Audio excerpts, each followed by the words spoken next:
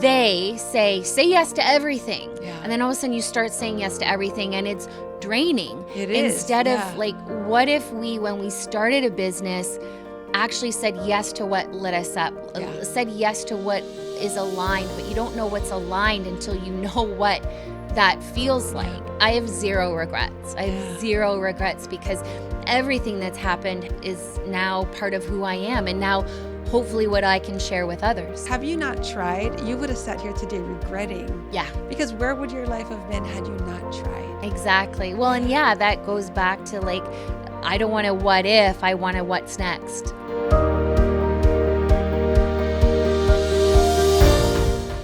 Welcome to the Mapuana Read Show. Today we have my dear friend Kim with us, and she's going to take us on her journey on who she was back in the day to who she is now, and all the in between, and this healing journey that she is on. That when I watched the videos on Instagram, I was at home crying, watching, and all the good stuff. So welcome to the show, my friend. Thank you. Thank you for having me. Yeah. We're here almost a year later. I know. After meeting each other. Yeah, right. And after a year of me saying, like, I want to do a podcast, now we're here. Yeah. Actually, it's 11 months. Oh, really? So next month makes 12. Yeah, so it was March. Oh, okay. So 11 months later, and now we're here filming a podcast. Like, when I said that, like, I want a podcast. Yeah.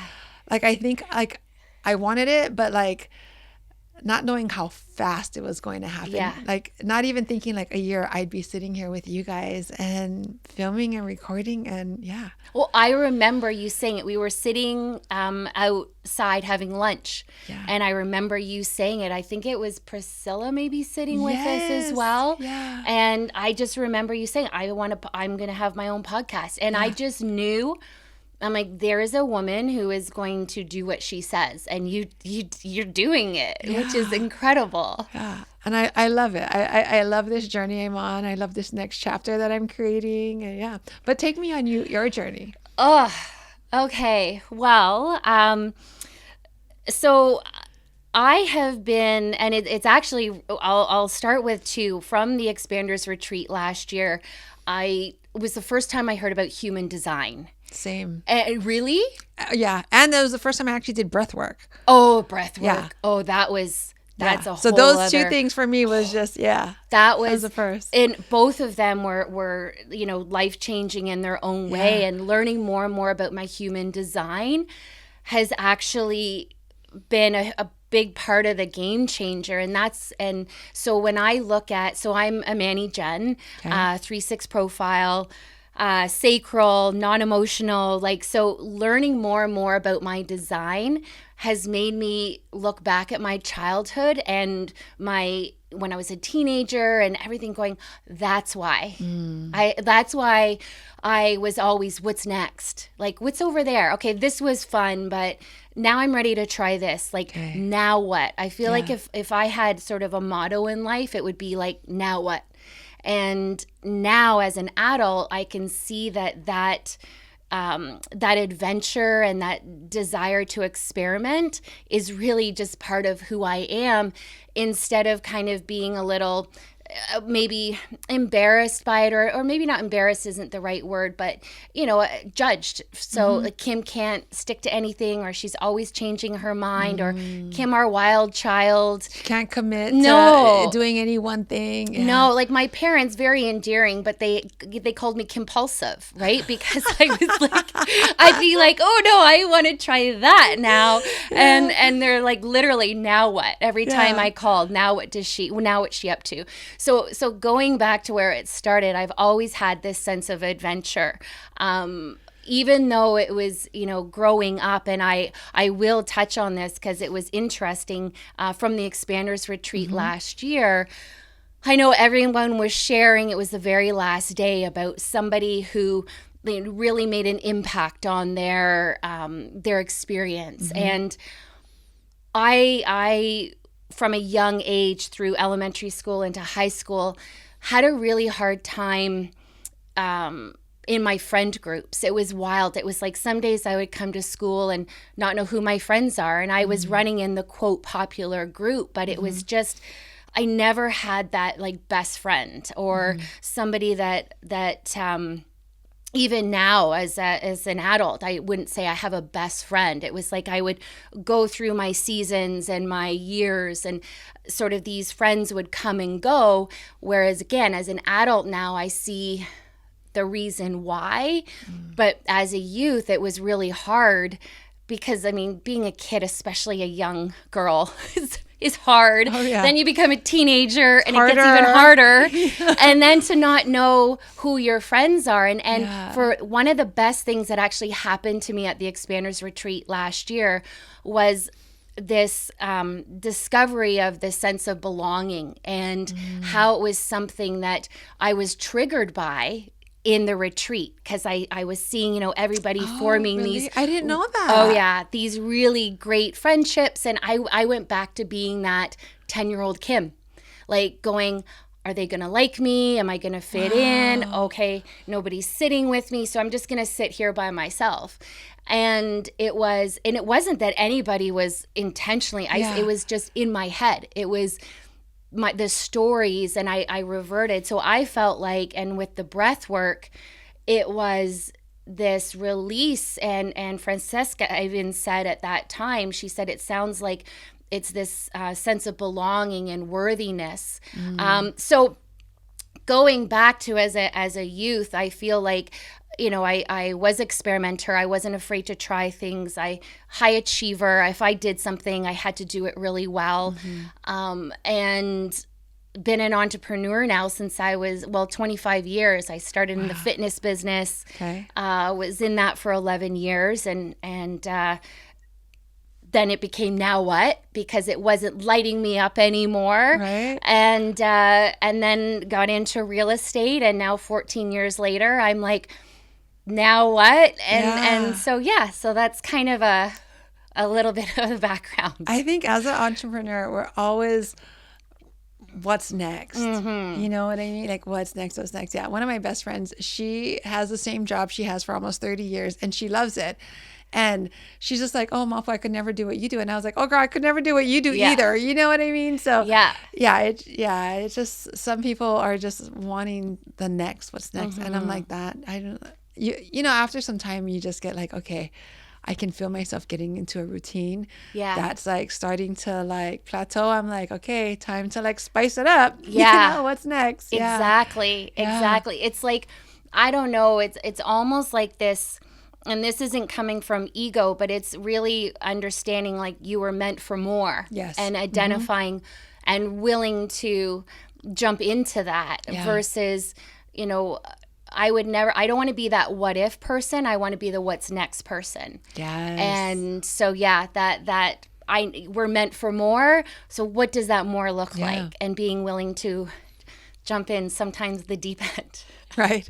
With no floaties on. With no floaties. Just, there you go. Like, here I go, sink or swim. Yeah, exactly. Yeah. Okay, so you had a fitness business for 11 years. Yep. And then what was after that? So then I got into real estate, and real estate was always sort of, if I wasn't in the fitness industry, I would pursue real estate. And to be honest, it's not because I love homes. It's the helping people. It's the guiding people. And I remember somebody saying to me, real estate and fitness, they're so different. Yeah. And I'm like, not really, because when I was in the fitness industry, I was helping guide people with their health. And now with real estate, I'm helping people guide with their wealth. So it's still working with people. It's still relationship based.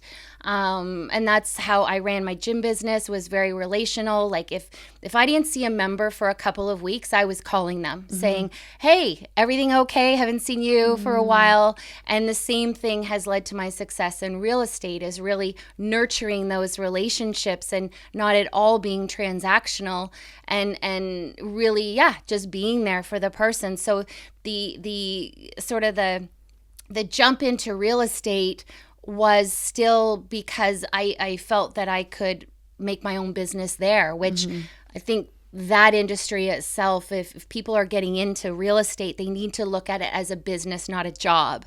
And I think that that's what really attracted me to real estate was, you get what you put into it. So I knew the harder I worked, the more benefit there could be. And that's one of the reasons why I left the gym business, is because I just felt like I had reached my personal capacity to expand. And I needed to spread my wings. And then you said, like, okay, what's next? I say, what's next? And actually from Huntsville, so I lived in a small town, grew up in the city, but we cottaged in an area that has been called the Hamptons of the North. So it's this beautiful. It sounds very fancy to me. Yeah, like, it is, cottaged and it's not. in the area. I was like, girl, we camp at this place called Hukilau in Hawaii. Yeah. It's not, we don't cottage. Well, there's that too. Like, we certainly did not live in a Hamptons house at all, but it's just a beautiful area. And so we cottaged up there for years. And so when I finished university, I moved up there full time. And so that's when I started with the gym business at 25, and then did that for 8 solid years, and then actually left my 7-year relationship, sold my shares in the business, moved towns, like just literally packed up and left, because I thought I was going to be the next cover model on Oxygen magazine. I don't know if you remember that magazine. I do, yes. Yeah, but that was like my goal. I did get into Oxygen. It was not the front cover, and I did not have a fitness spread, but I did get into Oxygen. Okay. Yes. You can check that goal off. I could check that goal off. Yes. And so then I was teaching Pilates at a studio there. And that's when I really realized, I was losing my voice. I was going into autopilot, where I could literally go in and teach a class and be like, what did I just teach? So I knew it was time. I knew it was time. And that's another thing. I always know when to leave the party. I didn't maybe necessarily know that when I was younger. I would like to stay to the end of the party, but now metaphorically, like, I'm very aware of when to leave the party. And that's when I knew it was time to leave the fitness world. It wasn't fair to my clients. I needed to be there fully, and I just wasn't there. So was the sort of the catalyst to getting my real estate license, moving back to Huntsville. And and it took me a few years to kind of move from that persona of Kim, the fitness professional, into Kim, the real estate professional. I knew it changed when people stopped asking me about fitness and started asking me about how the real estate market was doing. How long did it take for that shift? About 3 years. Yeah. See, because people still ask me about photography stuff. Yeah. It does take a while. It takes a while for other people to see you as this new person or this new identity, Well, and I think that's where social media, though, can be really helpful. Because I didn't have that. I mean, when I sold the gym, that was 2008. I mean, I think Facebook just came out in 2007. So it wasn't... I mean, we were still doing like, Kim is feeling happy. Like, I remember do you get those memories? Yeah. Girl, yes, I do. And like, I think once I put like, Mapuana is having lunch. Who the hell cares? Like, I was like, what is this? It almost feels like a different person. Totally. Like when I see memory from 12 years ago, I'm like, what was I doing? I know. But now I feel like with social media as a platform, you can kind of get that message out a lot quicker faster. and more a lot farther where people, Yes. Okay. So was there ever a moment where you had like a tipping point? Like, take me on a journey of what was your hardest lesson that became your biggest blessing?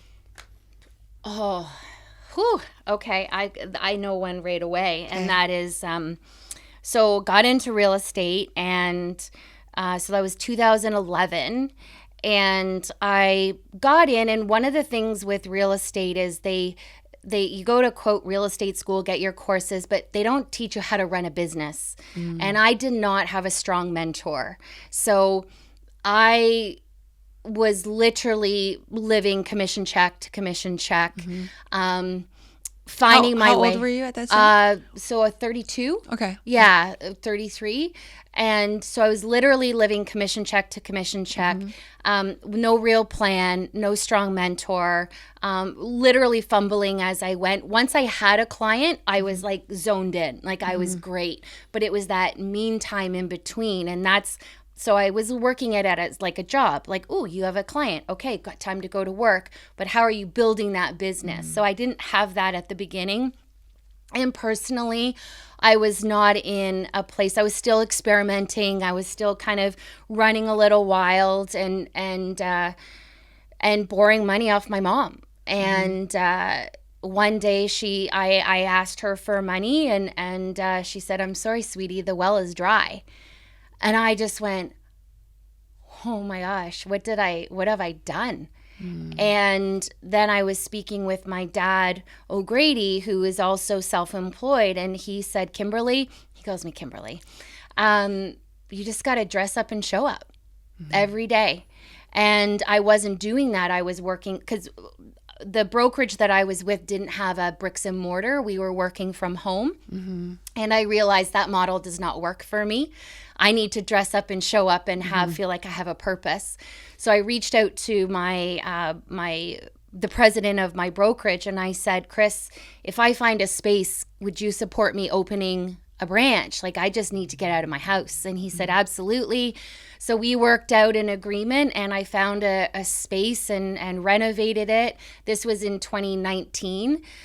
And with the help and guidance of my little rescue dog, Harley, at the time, he was very pivotal in not only teaching me unconditional love in general, but just really serving as a guide towards a healthier life, better habits. And so he was pivotal in that. And then sadly, his health started to deteriorate, but I also feel like he was my little angel, because as soon as I made the decision to open up the branch office, that's when his health started to deteriorate.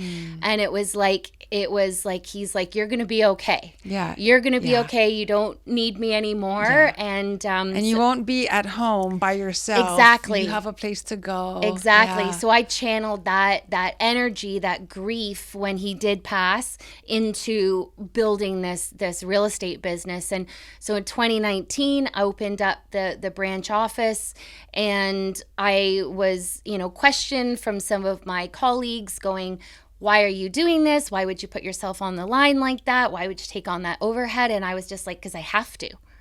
Like, I didn't have a better answer than I just have to. This is what has come to me. I need to do this. So that, I feel like, put my back against the wall, because I wasn't going to fail publicly.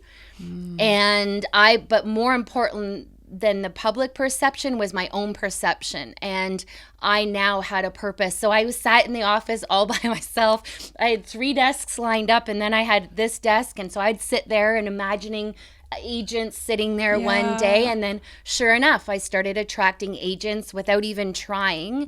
And since then have attracted some incredible agents to be part of a collective that we focus on the collaboration in real estate versus the competition. So yeah.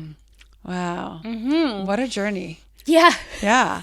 Is there anything next? Is there anything else that you're adding to your plate, or? Yeah. There's so with the real estate and with the group that I mentor, and I've even so I started a community called Athena Verve, and Athena Verve actually came to me on a beach in Cozumel, January of 2024, because I just felt where I lived in a small town, there was still a lot of small town thinking and the perception of limited resources. And I could see these communities happening around, and I was like, why can't we have that here in Muskoka? So I started Athena Verve, Athena being the goddess-like energy, and Verve being literally like energy and sort of all good vibes. And so Athena Verve was born, and so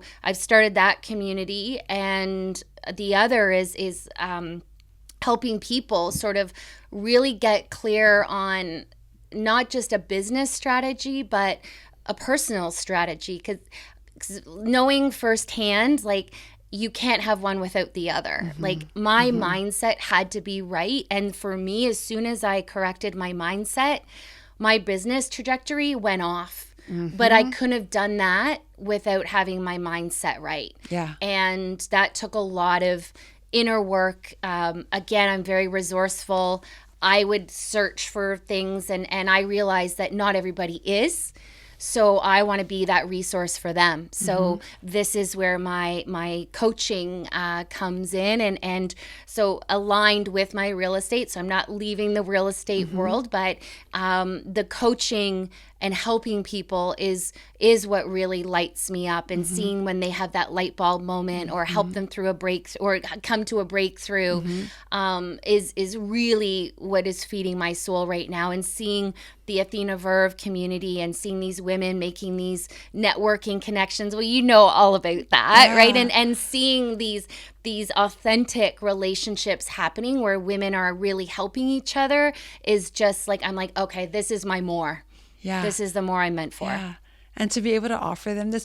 That's the beach that you were at when you signed up for Expanders, right? Yes. Yeah, I remember you telling me the story. Yeah. That it popped up on your phone and you're by the pool or at the beach or wherever, and you're like, I just feel called to attend this. Exactly. And then the shift that has happened in you in the 1 year. Just got shivers. Yeah. Yeah. It's been huge. Wow. Yeah. Yeah. That was at the hotel. I thought that there was nobody there. It was like, and it was like divine intervention. I was meant to be there, and just basically had the hotel to myself. I was like a sundial all that week. I just sat on the beach with my phone and my journal and just like brain dumped.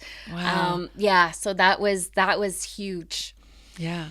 I honestly love getting away and just being like, for me, it's like when I go to a hotel by myself, I get such a huge download. Like there's so much that comes to me. I journal, I get 8 hours of sleep. I do room service. Like I just do all the things that just like really just taps me into me alone. And I just feel like, okay, now I'm ready.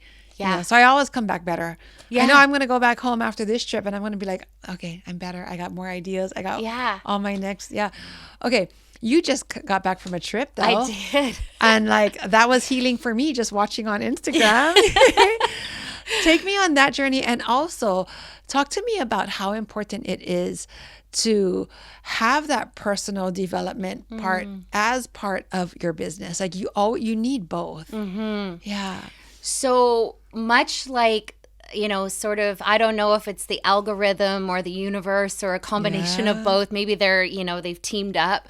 But I saw Rhythmia come up on my Instagram and feed, and I kept seeing it, and I was like, all right, I'm going to check this place out. Because once again, I just felt like this, I need for more. And I'm not afraid to personally go deep. Like I'm like, show me my shadows so I can not be afraid of them. Right. And so facing the shadows and if there's some trauma, which we all have some trauma, it's like, okay, I'm ready to face it, because if there is, I just want to like move through it. And I kind of felt like there was something, but I couldn't consciously figure it out. So I'm like, okay, I might need some help here. So in July, I booked Rhythmia, which at the time I was like, that's 6 months away. And it's like, how am I like, but it's amazing how quickly 6 months can go. So fast, yeah. And it was interesting because they say when you book or when you make a decision, whether it's, I'm not just saying Rhythmia, but like a decision to commit to plant medicine, ayahuasca, it's like Mother starts speaking to you. And so it was like the moment I made the decision, things started shifting for me in very subtle ways. And it was like things that I might have enjoyed previously, I no longer did. Or certain things I became more aware of. And it was like I was being faced with some of them being my triggers, and just some of them just being maybe old habits that I'm like, this doesn't feel the same to me anymore. So in January, or first part of January, I went to Rhythmia, and I remember getting on the bus, and they picked us up at the hotel, the shuttle bus, and I got off, and it was the Saturday and Sunday, or it's kind of like the turnover days, and these people were there, and they're all like glowing, and they're like, brother, sister, welcome, and I'm like, what is this place? Like, I knew it was gonna be, Am I on Fantasy yeah, Island? Where am I? I was just like, what's that movie with Jennifer Aniston? Is it Wanderlust or something? And it was and they that filmed it in hippie Hawaii. Oh, did they? No, I think they did. Oh, okay. Yeah, I think so. Okay. Well, Yeah. I'm picturing like just that whole like, Yeah. and it was lovely, but I was like, wow. Anyways, so I walked out and had, yes, this really warm reception. Everybody looked like they were glowing and healthy, and so the whole experience, from the facilitators to the food to the ceremonies and the shamans. But what was really interesting, and everybody was having their own experience, and again, the facilitators were really good at trying to sort of say, don't expect anything, but here's what you can kind of expect, right? Because everyone's journey is going to be very different. So for me, I found the first night, actually, I just yawned the whole night pretty much. And that's actually a form of purging. And I think it was my central nervous system resetting itself, and from being in that fight or flight and that go, go, go, which again, as entrepreneurs, can be our fuel and our kerosene. But at the same time, it's like nobody can keep that fire, a bonfire, the whole time. I was sharing this with somebody else the other day. It's like we all have a pilot light, right? And the pilot light sometimes it's okay just to have the pilot light on, and other times you want to crank it up, but then sometimes you got to like pull it back. So I think that was my pilot light going back to, or my fire going back to a pilot light, and my central nervous system just regulating that. And then the breath work was incredible as well. That was a big part of it. But probably the most so the goal is to go with an intention, and my intention was clarity. I know I was meant for more. I am meant for more. I just wasn't really clear on what that is. And so my intention was not only to merge me back with my soul and heal my heart, but to like help me gain clarity in what is my purpose here. And so I through the ceremonies I had my hands on my chest one night a lot, and it was like, soon as I moved them away, it was like, nope, and they'd come back. And whether that was like a consult with mother or my higher self saying, no, like you can feed yourself, like you can love yourself, and this is where it begins. And even now, sometimes I feel like if I need to ground myself, if I need to bring myself back, I just put my hands on my heart, and it's like, there she is, right? And she's safe. Yeah, she's safe. She's good. Like, and then another really incredible moment was, I held my hand. I just clasped my hands together, and I was holding. So I'm lying in my bed. We each had our own beds, and I was lying there with my hands up, and the merging of my hands, it's like it was like my younger self and my future self just saying, we got each other.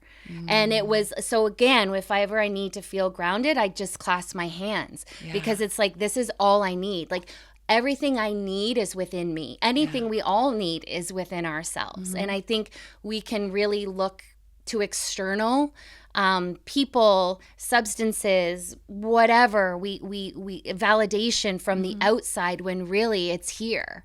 And so that became very clear in that everything I need is within me, and my purpose is to help others discover that it's also within them. And so my the clarity came around leadership and empowerment. So the coaching and the guiding it's just been like, yep, this is it. So How has that transformed into your business? Like, So for you personally, like, do you feel different, like coming back in business, the way you operate, the way you do business, the way you are with others? yeah, Yeah. it has made. I mean, I've had certainly a level of empathy, but I think it has taught me even more to be empathetic, in that we all have a story. If somebody is having a hard time making a decision, this is not about me. It's not about, I have no control over that. And I think that has been something that from a very young age, I like to try to control my environment. I like to not control other people, but well, maybe in a way I did. And when you realize that you have no control over anything, and really you have to just surrender and respond rather than react, that has helped me in my real estate, especially since coming back, as I've had a few challenging scenarios that maybe if I didn't have sort of that patience and understanding. But it's also, I think, sometimes a nudge in that if something isn't feeling right, to ask yourself why. And I'm very honest with I even flat out said to one of my clients recently, do you really want to move forward with this purchase? Asked him flat out. And I said, because you don't have to. And kind of giving him that. That's not common for a real estate agent. A real estate agent, like, we need to get the sale done. We need to get this, push us through, like push. Yeah. So that was, and I had to be careful, and I was honest with him. I said, I have a line here. Like, I can't tell you what to do. Yeah. But I said, a lot of the signals that you're giving me are pointing to a lot of uncertainty. And are you in a place right now that you can make this decision? And maybe you need to consult with some of your loved ones to help you through this. Yeah. And so, it's sort of opened my eyes. And also I've said no to business. I've said no to some people I've chatted with on the phone, and I don't feel a connection with them. So I said, you know what, I don't feel like I'm the right fit for you. So, perhaps reaching out to someone else is going to be a better fit. That's the part of trusting. Yeah. Because to turn away business like that, maybe where yourself before you went on this trip would have been like, nope, we need the business. This needs to get done. That needs to get done. Yeah. It's the slipping. And again, I think as entrepreneurs, it's easy for us to slip into that scarcity.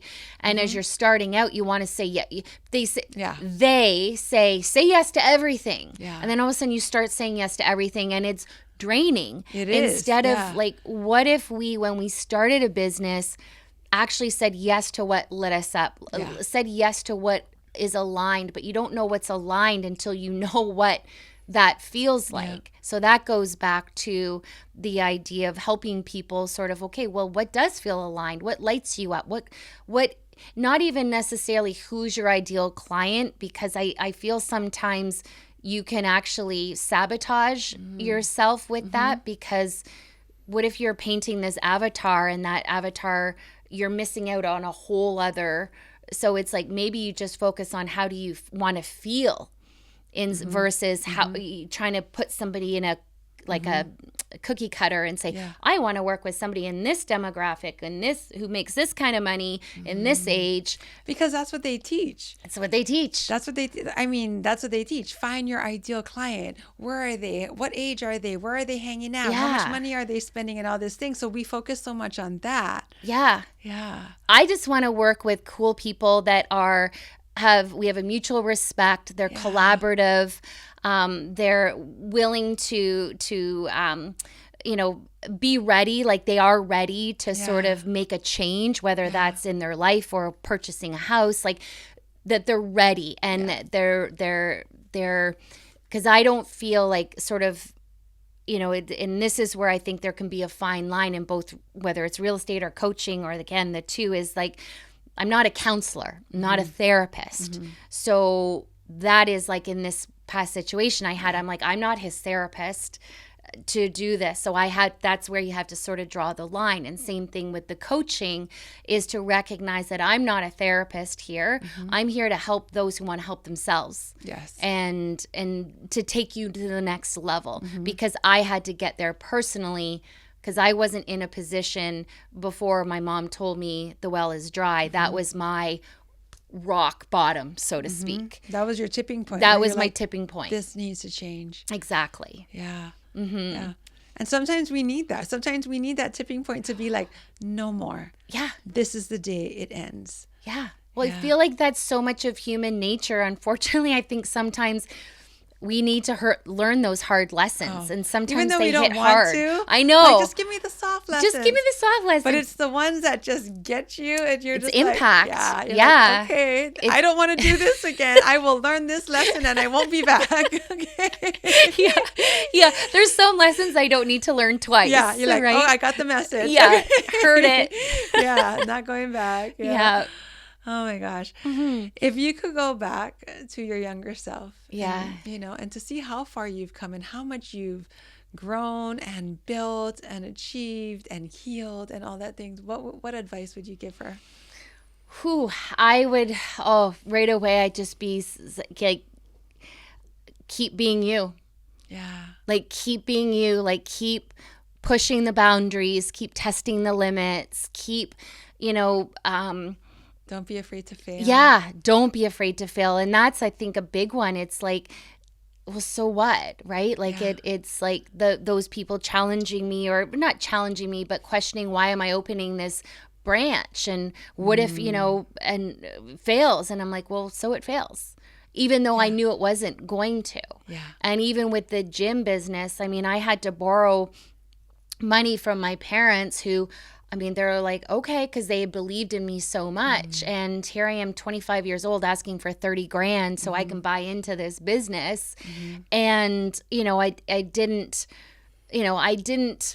fail at it, because I felt like it was I learned more in those years than I ever did at university. Oh yeah. like on the job training. Yeah, it was definitely on the job. So I feel like it was like my master's degree in business that I learned over those years that cost me 30 grand. But it was so worth it. And I have zero regrets. I have zero regrets, because everything that's happened is now part of who I am, and now hopefully what I can share with others. Yeah. The thing is, have you not tried, you would have sat here today regretting. Yeah. Because where would your life have been had you not tried? Yeah. I said this on a bunch of episodes, and I say everything is 50-50.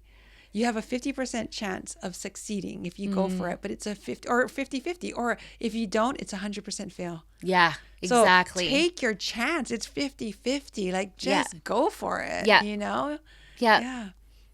The years are going to go fly by, and you're going to be like 10 years, 5 years, it'll fly by, and you would have been like, I wish I would have did this, or I wish I did that. Exactly. Well, and that goes back to, like, I don't want a what if, I want a what's next. And it's the what if, no thank you. Yeah. I do a thing called What If, but I just allow myself to dream, and I write it all down. But the thing is, when I write it all down, I go back to that list and I circle like 2 or 3 that I want to really bring to life right now.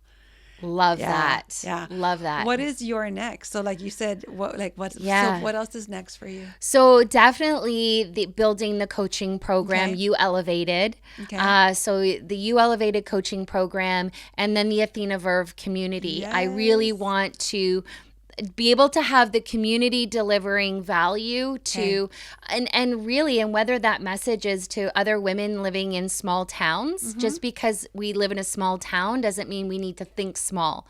So the whole message there. So I'm working with my own coach and strategist to sort of help formulate that. And then, with the coaching, just to start very organically, just to sort of build it, and then continue with real estate, but also being very focused on alignment, like aligned with the clients that I work with, not saying yes to everything. And again, it's not a price point, it's an energy. I don't care if you've got a $500,000 house or a $5 million house. It's like, who are you as a person?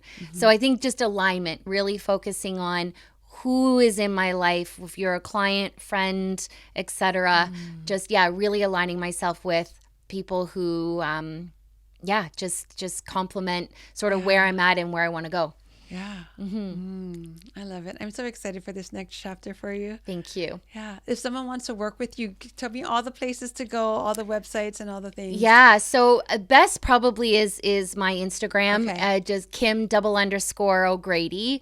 But my website is kim-o'grady.com. But I'm very active on Instagram. Okay. I'm also on LinkedIn and of course Facebook. But yeah, I would say Instagram is my most active. Okay. And if you DM me, I respond. And so, yeah. Yeah. Thank you. Thank you for you. taking us on your journey that I loved following, for this whole year and through social media and just all the things that you're doing. I'm just so proud of you. Thank you. I'm proud of you. And you. and look where we're going to be in a year. Okay, 1 year, because 1 year ago, both of us, all these things didn't exist. Yeah. So to think that the growth we've had in 1 year from attending Lindsay's Expanders Retreat, like it is mind blowing to me. Yeah. That's why I keep signing up, because I keep thinking to myself, I can't stop now. Like, what's next? Like, I love growing so much. Like, I just keep signing up because I'm like, I just want to continue to grow. Like, I don't want this train to stop. Yeah, exactly. Yeah, it's so good. And it could be even just that, like, one nugget, like we were saying earlier, like the 10x, the whole 10x mentality. Yeah. Like that was huge. Or for me too, the human development aspect of things. Like, so even if, and that's any mastermind or conference I go to now, it's just like, what are 3 nuggets that I can take? Because if you try to take it all away, it's just too much. Too much for you. Yeah, it's like overload. Yeah. Or even if, there's going to be 30 women there, right? But what if I really make solid connections with 3? Exactly. Right? Like, I don't have to be BFFs with 30. Yes. But it's like, what if so it's like, once again, going back to that quality versus quantity. Yeah. Yeah. Oh, so good. So good. Thank you. Thank you for being here.